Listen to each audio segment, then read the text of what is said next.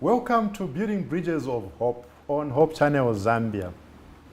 Now today we are being joined by Pastor Nathan Muyambango, the Associate Communications Director of Northern Zambia Union Conference.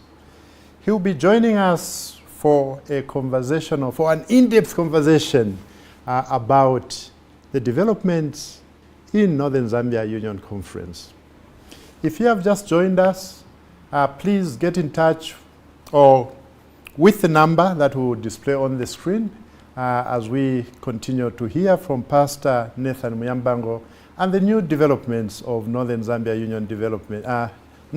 Union Conference in the Communication Department. Pastor Nathan Muyambango, welcome to the program. You may greet the viewers.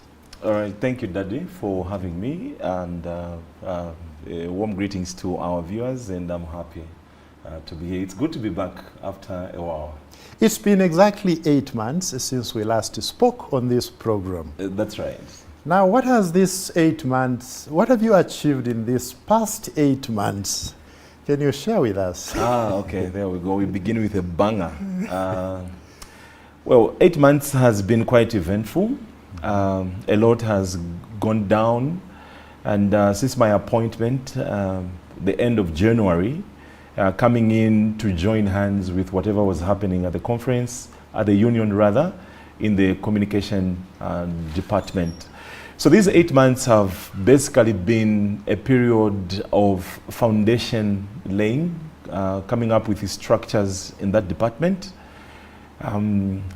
strengthening what was kind of obsolete. And I think the Lord has been gracious.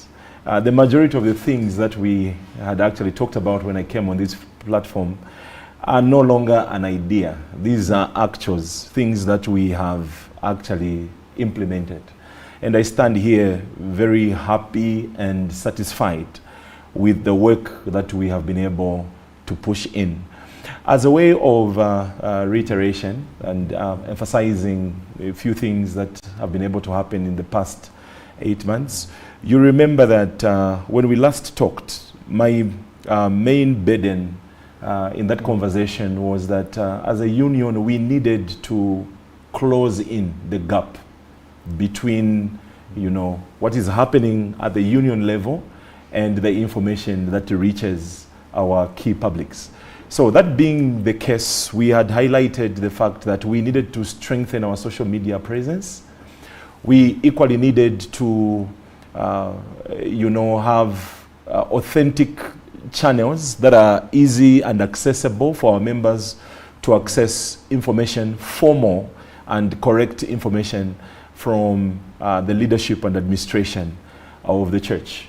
And in these past 8 months, I think we have done fairly that. The major stride has been the purchase of a very big Facebook page, which we have been able to grow, and through that platform we have been able to interact with our key publics. And when I say key publics, I basically mean our members and those who might not be of our faith. Thank you so much, Pastor. That was quite a mouthful. Okay. I have quite a number of questions when it comes to social media. I have also some questions on the session. I have also some questions on the development. But allow me to quote you. You said we were strengthening what was obsolete. What is it that was obsolete that you have strengthened in this period? All right.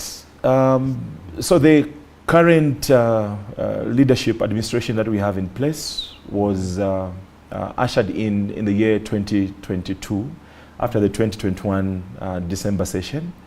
And from that period, we have had the different communication directors. Firstly, it was Pastor Enjo Chipulu, who had a short stint before eventually this mantle was shifted to Elder Nalumino, then of Radio Maranatha director. Then it was given to Pastor Ernesto Rich, who is currently the communication director, and I'm associating or assisting him. Now, in the past 4 years, we have not had a newsletter magazine. The official outlet of news from the administration to the members, and the public. And this is something that the moment I was brought in with the support of my communication director, Pastor Richie, and also the willpower of the officers, these are some of the things that we were able to put in place. And we were able to publish a magazine that was all-encompassing, because we featured news and personnel from all the 6 entities under Northern Zambia Union Conference. I haven't heard the name of the magazine, but last time you were on this program, some 8 months ago, you mentioned that you will be reviving the Herald newsletter. Northern Herald. The Northern Herald, yes, newsletter. Is it the one, is it operational now? I mean, is it in circulation? Yes. So the Northern Herald newsletter magazine is the official newsletter for the Northern Zambia Union Conference. This gives the union opportunity to publish its development out there. And we know that costs could be exorbitant in publishing hard copies. So this time around, what we did was, given that the budgets had already been done last year, even when I was coming in, budgets had already been done. So we needed to work with what was available. And what we could manage to do was to publish an e-copy of the Northern Herald magazine. We have hyped it, we have publicized it, and we have made it easily accessible. For those who may say they don't have bundle, there is actually a link that allows you to just view online. And for those who just want to enjoy it in the comfort of their own time and in their own convenience, you can actually pull it down by downloading it. So these are some of the things that we have been able to do with regards to the Northern Herald newsletter magazine. I'm still interested. Dear viewer, in case you have just joined us, you can follow our Facebook page on Hope Channel Zambia. And also, we'd like to hear your feedback. We are just talking about the Northern Herald newsletter or magazine. Right. When you talk about magazine, my interest, the first thing coming in would be, or the question would be, circulation. I know you've mentioned that it's an e-one, electronic one, so it's online. But still, which makes it even easier to monitor. That's right. How big, how wide is your circulation in these few months that you have introduced it, or that you introduced it? Well, to begin with, the union has subordinate entities, which are conferences and fields. We can only do as much at union level. Yeah, so we receive content from subordinate entities, which feed us with the information that eventually we're going to publish. And the same reversal happens when it comes to the publication of the magazine. We have to depend on the entities. So the magazine is distributed to the communication directors, Pastor Mukonda, Northwestern, Pastor Njuka, Copper Belt, Nabene in North Zambia Field, well, Pastor Ilukena in Midlands West, and Pastor Chazingwa in Midlands East, and I can go on. So these are the ones that we work with to help us. What about the field? Elder Nabene, in North Zambia Field. Yes.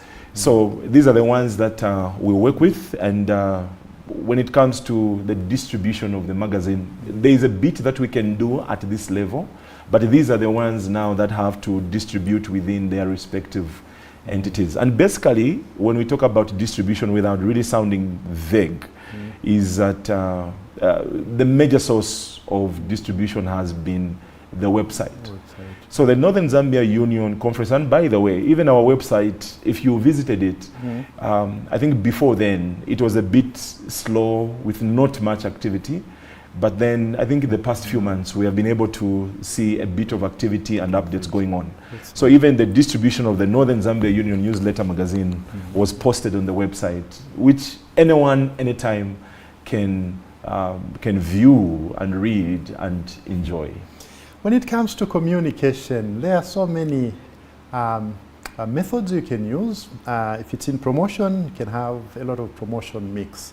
You chose the newspaper. Do you own a radio station as Northern Zambia Union Conference? I'm asking. All right. The church in Why, Zambia. or why did you choose only the newsletter? Are you not planning to have other communication methods? There is radio, there is television. Of course, this television is under Northern Zambia Union. But radio, there's magazine. Now you went for magazine and you have the television station. What about a radio station? Oh, okay. We are here on television. Obviously, these are already functional institutions. Yes. Yeah, and maybe a challenge to also Hope Channel is also maybe to do a quick survey in how we are closing in the gap with regards to, you know, people accessing our content. So radio, TV, we have institutions. Radio Maranatha, one of them. Hope Channel, of course. These are core-owned institutions for both the Northern and the Southern Zambia Union. Yeah, so basically, we concerned ourselves with those platforms which have been a bit dormant. Okay. Yeah, and it's not only the print platform that we have exploited. I think the most happening now, the most robust and influential, which we have aimed to strengthen presence, is social media. I mean, big entities, like you can talk about ShopRite, many corporate entities. If they have taken social media with both hands, the church cannot afford to lag behind. Majority of our members are online, you know, and it's the closest we can get to them. So besides print, we have also invested in new media, which is basically social media, because most of our people are there. Talking about social media, how are you ensuring as communications department that you make use of the social media to reach out to the conferences, to your entities, Right. and also ultimately to all the churches? Social media in Zambia and everywhere in the world is robust. Yeah, the majority of our members are online. Even in the most rural places. I once visited Luitikila in Mpika. Yes. Yeah, and I was amazed that even old ladies were able to relate how they have interacted with our content. The same could also be said about far-fetched places like Ndondi. Ndondi is in southern province. When you reach Batoka, down about 60 k's, you know. But even there, we found people who say they do follow, you know, what's happening online. This is just to underscore the fact that social media is everything. Now, one of the major issues we embarked on after being given this mandate was that we needed to have a very strong and commanding presence online. And to do that, we began by actually buying a page. Let me just delve into that. Okay. I think we saw some debate a little bit earlier where people were wondering, should the church buy a page? Why not grow a page organically? And things like that. Well, I can dare you to have a review. Some of the most happening churches around, go and look at their social media presence. Most of them are less than 50K. Yeah. Yeah. And then if you talk about institutions, including the SID, you know, exactly. Yeah, East Africa Division and many others. Even West Africa, West and Central Africa. You will find that we are really struggling to create a presence on social media. So we looked at, first of all, a page that is Adventist, and a page that is Zambian, and a page that is youthful. And when we were able to identify such a page, it was easy to negotiate with the owners, and that's how we transitioned it to Northern Zambia Union. Now, how you know if this decision was profitable in any way is to look at how it's doing now. We bought this page at it had a followership of 65,000 followers. It's currently at 307,000. So we have been able to amass more than 30,000 followers in the past 8 months, actually the past 6 months that we have been. And the engagements there, the weekly reviews that we get there are quite staggering. So this is only one way of harnessing social media presence. But there are many other things that are involved, maybe for another day. Thank you so much. I'll come back to this page that you are promoting so well or so much. Social media comes with its own challenges. We have had people owning social media pages. We've had also groups, churches, individuals. How are you ensuring that they buy into that bigger picture of the social media presence that you already have as a union?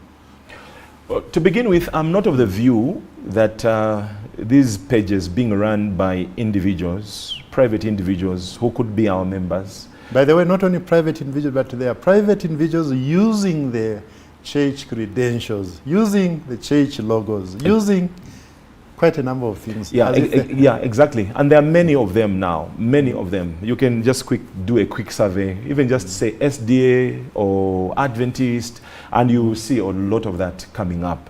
Yeah, so like I was saying, I'm not of the view that those ones who are enterprising in the name of the church, and yet these are private pages, I'm not of the view that these pages should be closed. We actually do need them. Yeah, but what we also need to give cognizance to is the fact that this has also created a very interesting and unique problem. And the problem really is you have no control and responsibility of what goes there.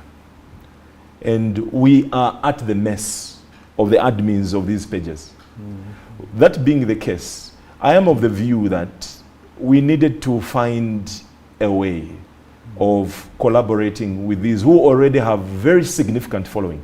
You will actually find that these private pages have more following, have more engagement than the mainstream churches that are run by church institutions. So rather than losing all that, you know, we need to find a way of collaborating with the admins of these. I've done quite a bit where we have identified the admins and we have gotten in touch with them, but that is not enough. Now we need to move to a stage where we begin to really collaborate, both in terms of them getting first-hand information from the church and even us being able to have certain demands and expectations from their end in order to ensure that there is sanity. That also said, the SDA Church in Zambia has a communication policy that was voted in 2018-2019. It remains to be fully implemented. And I do hope that the admins of these pages can, you know, just refresh their memory to look at it. And we are not so sure if they have really looked at the policies of the church with regards to social media management here in Zambia. And for those who are running these pages and may not have that policy, please feel free. Contact us, be in touch with us. We are your friends and we want to support you. We are all aiming for the same thing, the spread of the gospel, the proclamation of the gospel of our Lord Jesus Christ online. And we would love to join hands with you. We would want you to be our outlets, to share information with you, news on the go as it is happening. Rather than depending on hearsay, who said what, you know, what is happening in which conference, we want you to be affiliated, that you can be getting information firsthand. In the same vein, we also want to be dishing out some of the happenings and developments in the church that they can be featuring on your social media platforms. So there shouldn't be any conflict whatsoever. We just need to allow these ones to come on board. Thank you so much. You are saying there shouldn't be any conflict. But wherever social media pages are run differently, there is indirect competition. Of course. There's also conflict. Right. What are some of the challenges that you are facing vis-a-vis the social media platforms run by individuals versus what is run by the church? I know a bit of admins that are running these pages, and I can outrightly tell you that most of them are enthusiasts who just, love to do this thing, but may not have the basic media training and understanding. Training. Yeah, so because of that... When you speak of, sorry to cut you, when you speak of training, does it also go to ethics and also maybe policies, rules or regulation? Yeah, of course. Media training encompasses all that. The whole code of how to, to manage media packages. It's all that. Code of conduct, ethics, principles, professional behaviors and all those things. They are all included in that. Yeah, because these are people who are self-made. They just freelance. They post anything depending on the mood of the admin, and some of them have been around for some time, so they're building up acumen. Now they know what works and what doesn't work, which one brings them traffic, which one doesn't bring them traffic. So because of already that is disaster, already that is disaster. That said, and I talked about collaboration. If we have these people affiliated with us, it is easy for us to invite them when we have seminars on media and communication. It is also easy for us to, share our opinion on things, commend them on the things they're doing right, and possibly also raise our concerns on certain things which we think are injuring the corporate image of the church. Well, dear viewer, I'm with Pastor Nathan Muyambango, the Associate Communications Director of Northern Zambia Union Conference. In case you've just walked in and you have found us discussing, please feel free to continue listening to this program. Pastor, later on in the program, I'll ask you some of the plans that you have. But before we go there, allow me to talk about this session. Okay. Northern Zambia Union Conference will be having a session this year. Right. What's the message to the viewer about your session or our session? Well, it's an Advent movement. To start with, what is a session? Before jokingly, I was just talking to myself to say, certain things in vernacular might mean something different, because in Bemba, when you say session or session, it looks like you're moving. Right. And yet in English, a session is a meeting. Right. It's not about, it's a meeting, a business meeting to choose leaders. Share with us, what about the Northern Zambia session or session? Session. Okay, to begin with, a session is a regular business meeting that is called for the constituency at a stipulated period of time. According to the Constitution of the Northern Zambia Union, this session must come every 5 years. It's a highly spiritual meeting that allows the church as an entity to sit down and review the cause of the gospel for the past 5 years and how the church is doing in terms of evangelism and related activities. And also it's an opportunity to plan for the next 5 years in what we call the quinquennium. During the session, it's also an opportunity for reviewing the rules that govern us, things we call the Constitution.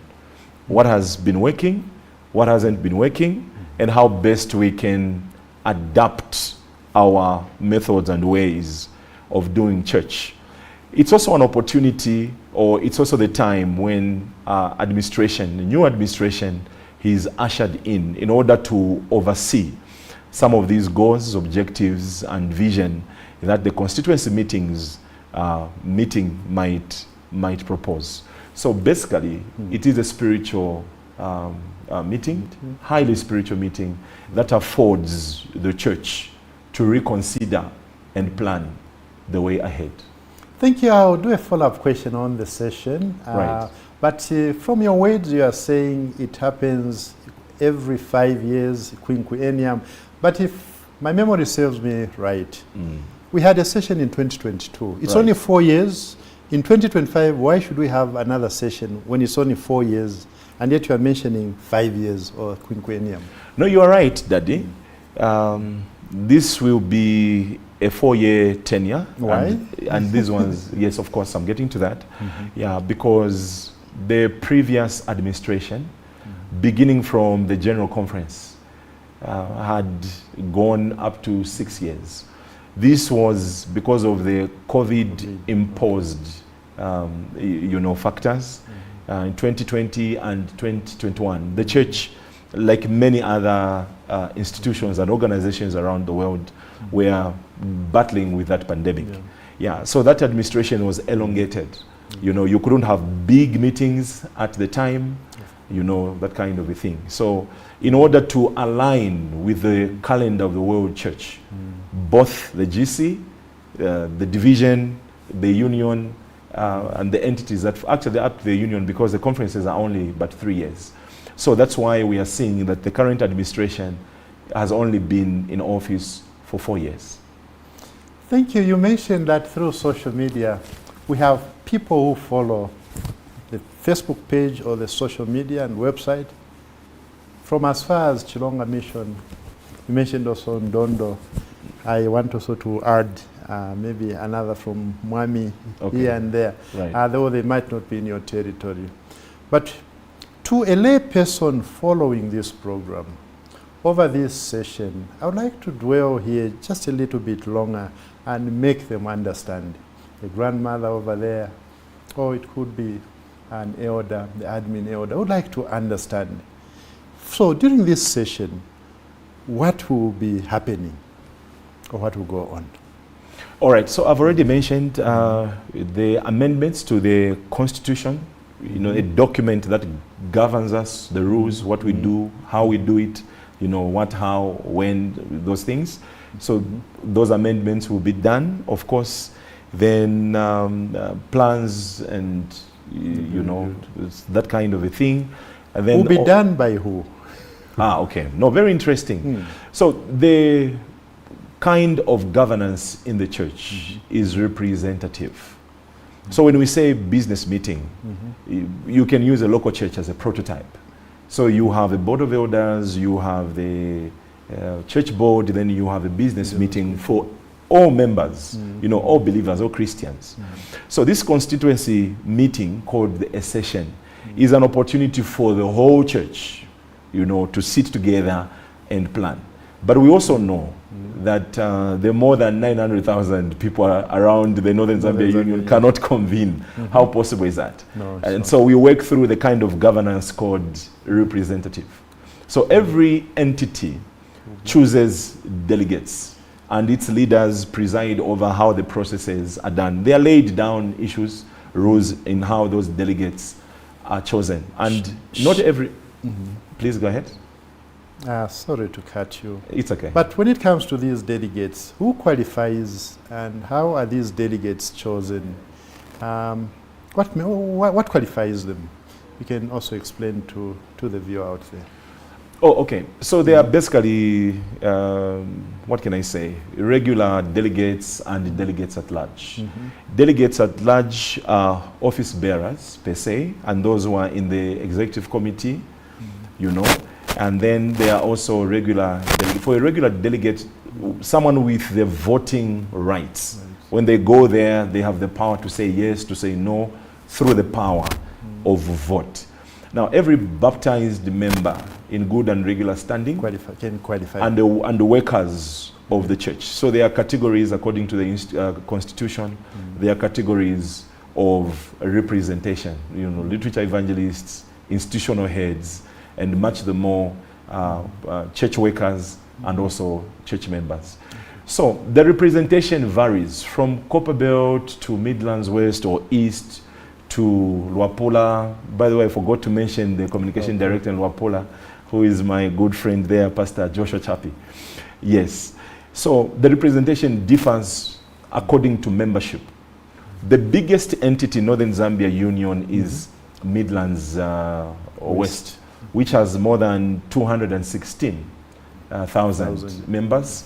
It is followed by Copperbelt, which has about 190 or 70, somewhere there.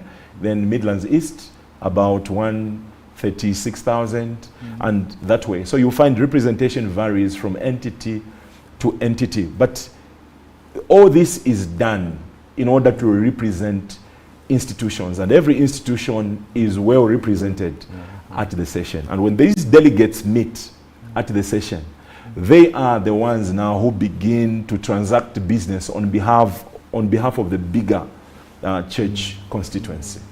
As I come to how leaders are elected, share with me still going down. So from churches, so anyone can qualify to come for this session, right? If you are selected. So yes. If your church selects you, then you qualify to come for the meeting. That's right. Oh, okay. And how are leaders selected or elected or picked? You mean the new administration at the conference, yes, at the union? Yes. Oh, okay. So, of course, when you go there, you are a delegate. The first day is basically just arrival. Following day is business. Then the reports are heard.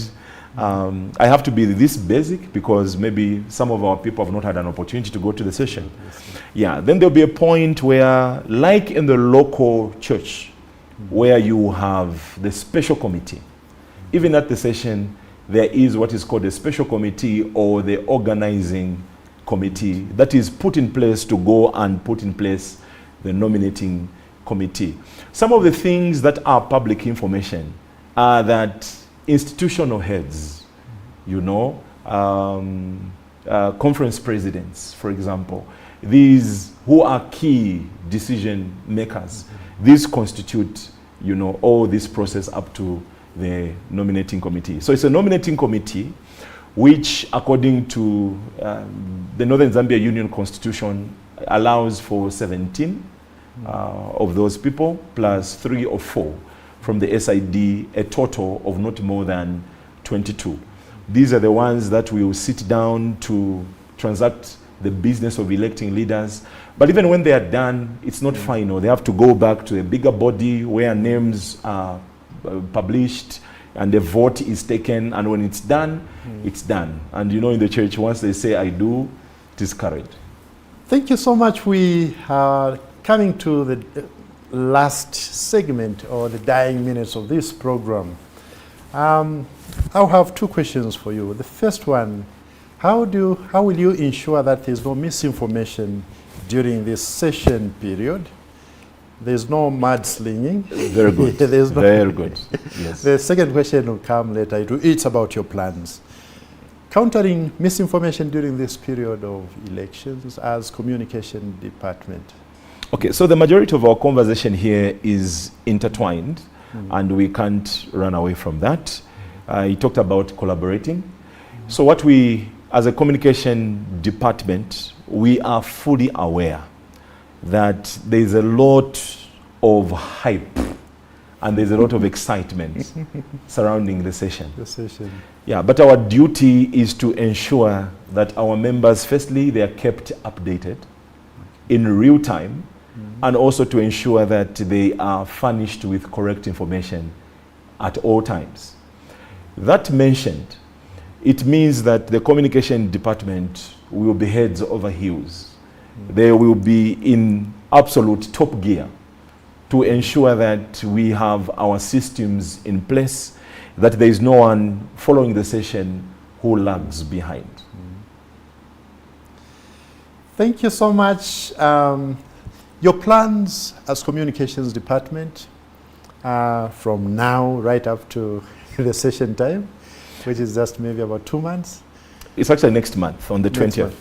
19th is arrival, 20th is business, and 21st is departure. So from the communication department, firstly I need to mention to you that the Northern Zambia Union Conference will run a media blackout. Media blackout? Yes. Unpack it.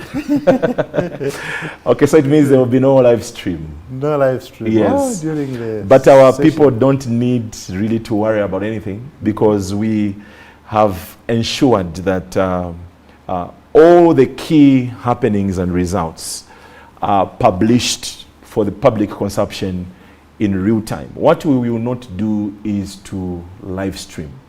But results, as they trickle in, as things happen, the final product, we will be posting it in real time on our social media platforms.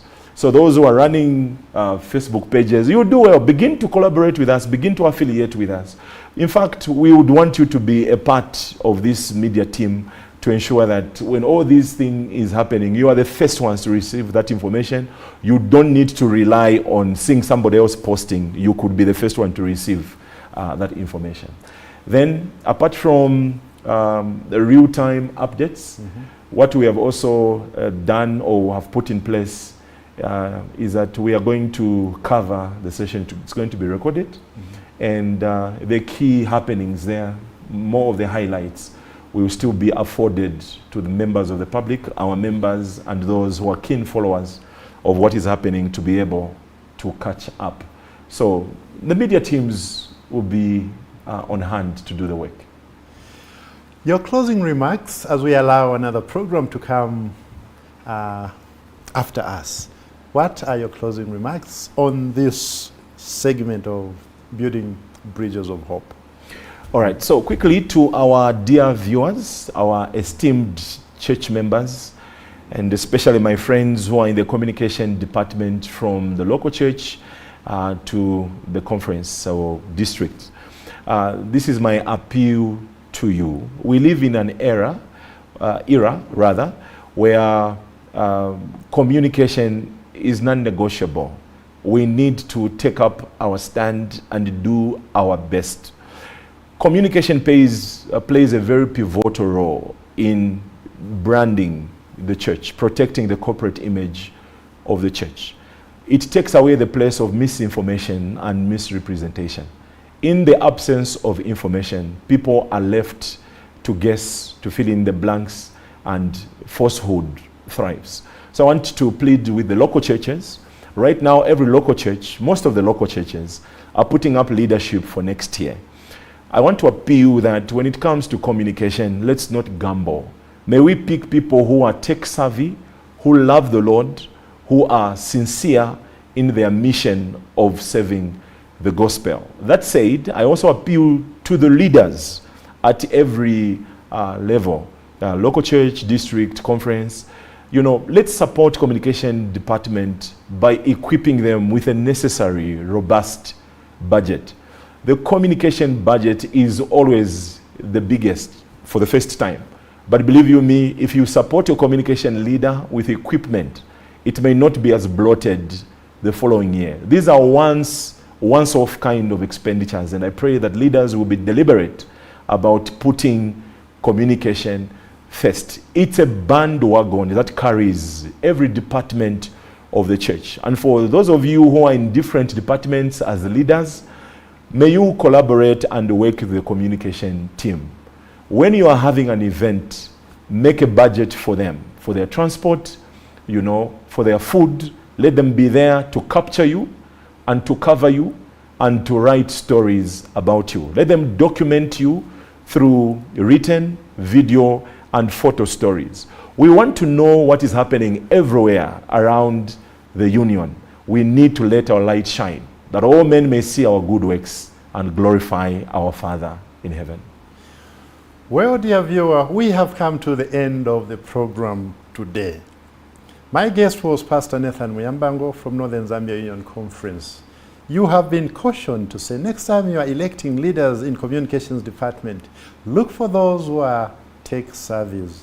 Look for those who love technology so that they may disseminate the information to all the corners of the world until Christ comes. For now, thank you so much, and Pastor Muyambango, may the Lord bless you, and thank you for the information. Thank you. God bless you, and thank you for having me. Thank you.